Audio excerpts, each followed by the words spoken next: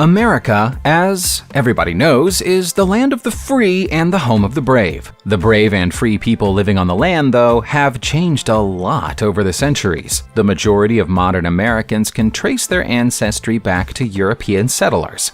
But there were once many older cultures living in North America, belonging to civilizations that have become lost to time. Even though the people are long gone, some of the amazing structures they built are still standing. As well as the fabulous history of the North, we'll also be checking out some astonishing historical sites in South America too. Welcome to the incredible ancient cities of America. It's South America where our journey starts, in Peru. Down in the Soup Valley, you'll find Caral, which is sometimes known as Caral Chupacigaro.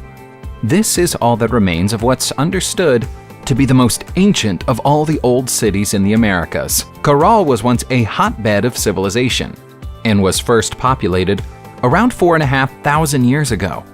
Based on what we know about it, it was probably home to around 3,000 people. These early Andean settlers were building homes, plazas, and temples at around the same time as the Egyptians were building the pyramids. The landscape is dominated by a 92-foot-high temple, which stretches back nearly 500 feet. All attempts to precisely date it have failed. Unusually for an ancient settlement, no trace of weaponry has ever been found at Caral. Instead, archaeologists have found flutes and cornets, crafted from llama and deer bones.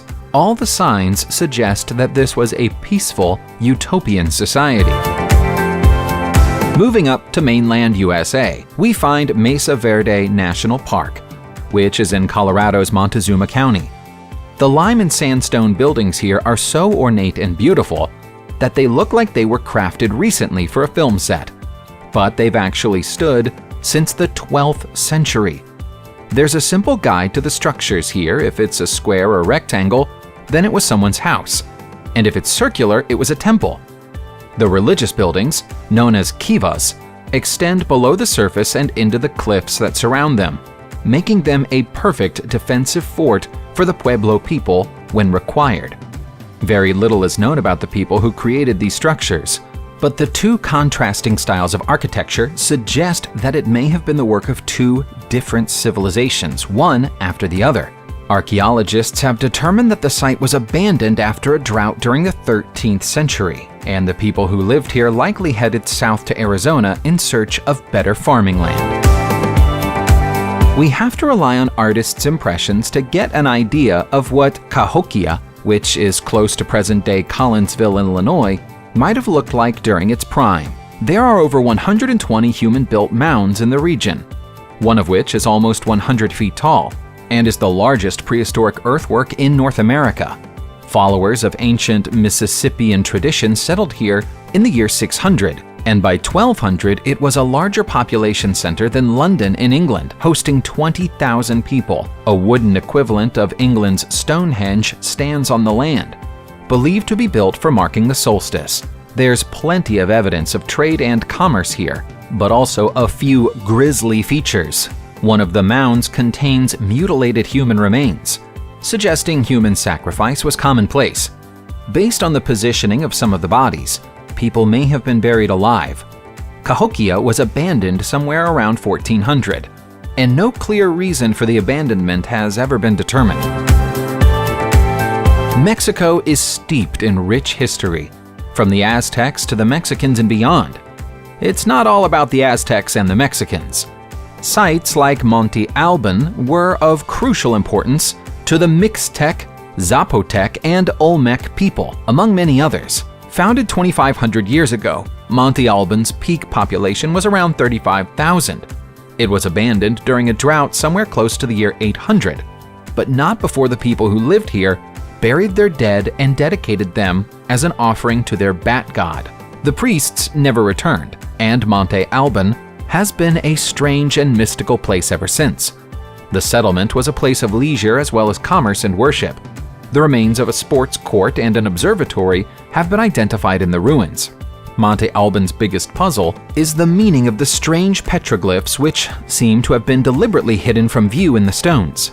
Appearing to depict fat, naked men, the best guess of experts is that each drawing represents a captured enemy ruler, and that the etchings were intended to humiliate them.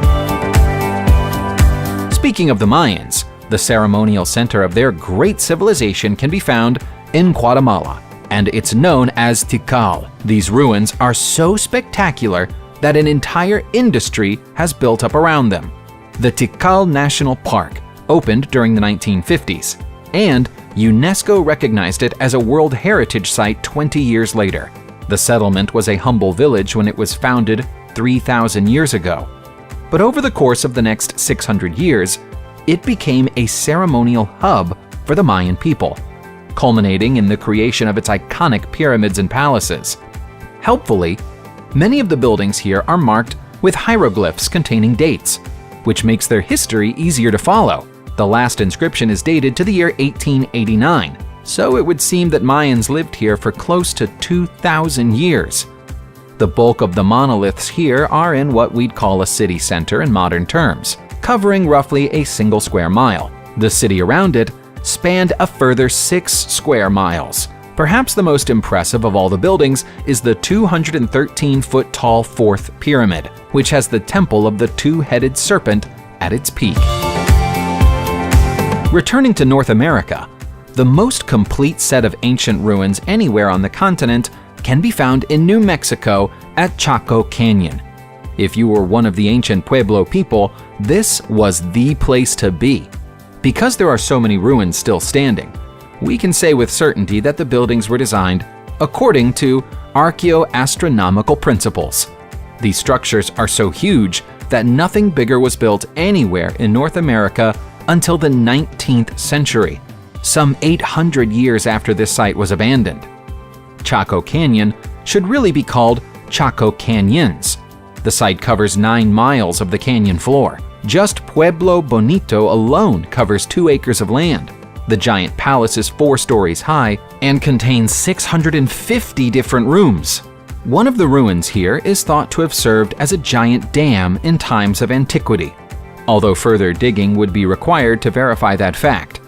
Perhaps most curiously of all, some of the etchings and carvings here suggest that this society may have been run by women, which would have been almost unheard of in any other civilization of the era. Watson Brake in Louisiana may not have the aesthetic qualities of the pyramids or Stonehenge, but it's a lot older. Hunter-gatherers were building mounds and making earthenware here more than 5,000 years ago. Scientists almost didn't want to accept the age of the site after it was confirmed in 1997. It forced them to rip up what they thought they knew about the sophistication of the people living in North America during this period of history. We used to think that hunter-gatherers moved on frequently, but Watson Brake and its mounds were lived in and reshaped over a period of several centuries. The site is surrounded by 11 mounds, each of which is over 25 feet high and presumably used for defensive purposes. These pre-agricultural people were builders and innovators. Analysis of the gravel shows that it was once heated, presumably for cooking purposes, and some of the curiously shaped earthenware must have had functions beyond our understanding. It's hard to say definitively where human life began in North America, but based on everything we know so far, we'd have to say Pennsylvania. That's the site of the Meadowcroft Rock Shelter, and it's within that ancient cave that the earliest evidence of American life exists.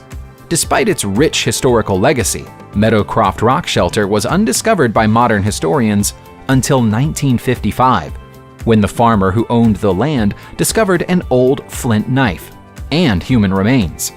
He didn't tell anyone until he befriended an archaeologist in the 1970s, who then ordered a full examination of the land.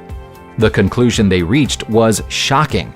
Meadowcroft Rock Shelter had been occupied by primitive people 19,000 years ago. Almost as astonishing as its age was its period of usage. As objects continued to come out of the ground, they proved that people were still living in the area up until 700 years ago, meaning that the location has one of the longest provable periods of habitation in history. The site is now a walk-in museum.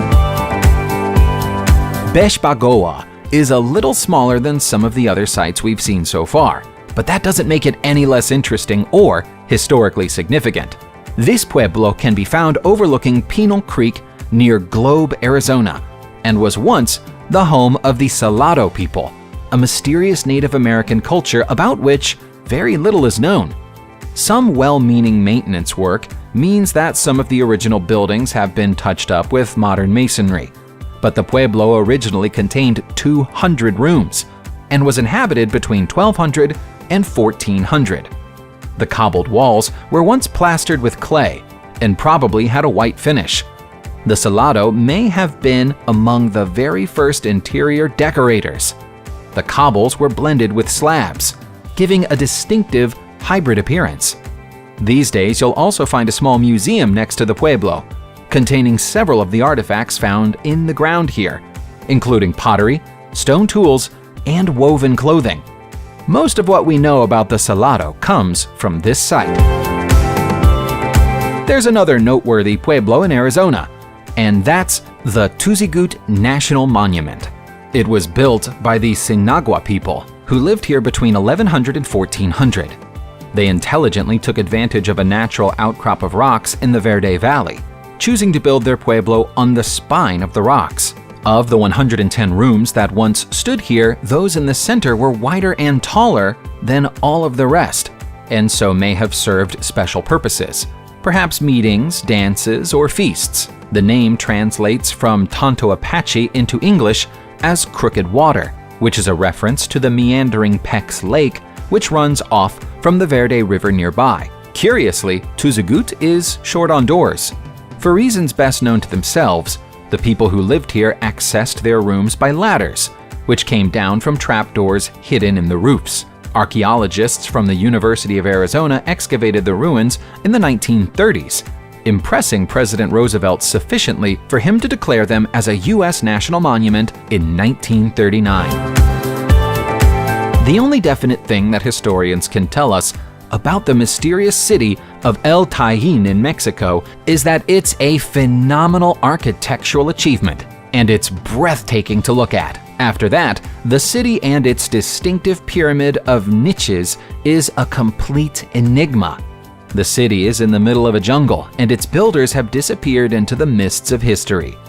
As a best guess, it was at peak usage between the year 800 and the year 1200, before declining just as the Aztec Empire began to rise. The 65-foot pyramid, surrounded on all sides by stone steps, was the centerpiece of both the city and the culture that built it. It's estimated that 20,000 people, perhaps ancestors of the Totonac, once lived here in a settlement that extended outward into land that's now covered by dense jungle. Some evidence points to the idea that vanilla was cultivated here before anywhere else in the world, so it may have been a vitally important trading center.